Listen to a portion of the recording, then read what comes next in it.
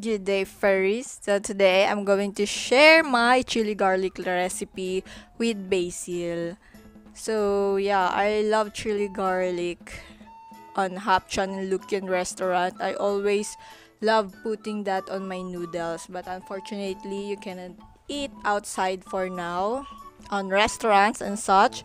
Well, you can, but you cannot enjoy like before. The whole family eating together on one table. So yeah, and because you cannot go out, I decided to make my own.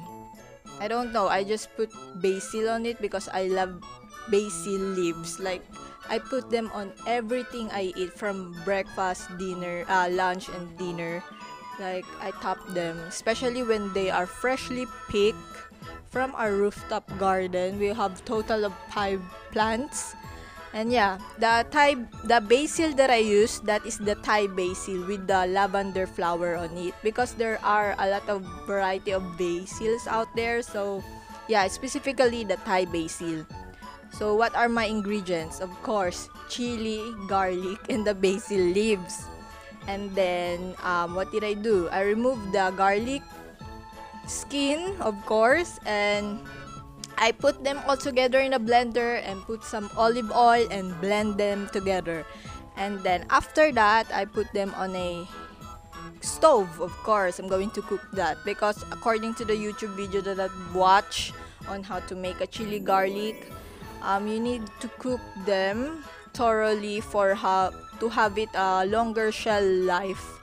So yeah, let me know if there are other ways for them to have longer shelf life, but that's what the video said. And then I cook them up to the point of brownish, around maybe 20 minutes or so. And then I stir them, and then up until, yeah, it looks cook. That's it. And then I put them on a whatsoever I'm going to where I'm going to store that chili garlic. So later I'm going to test my chili garlic with basil.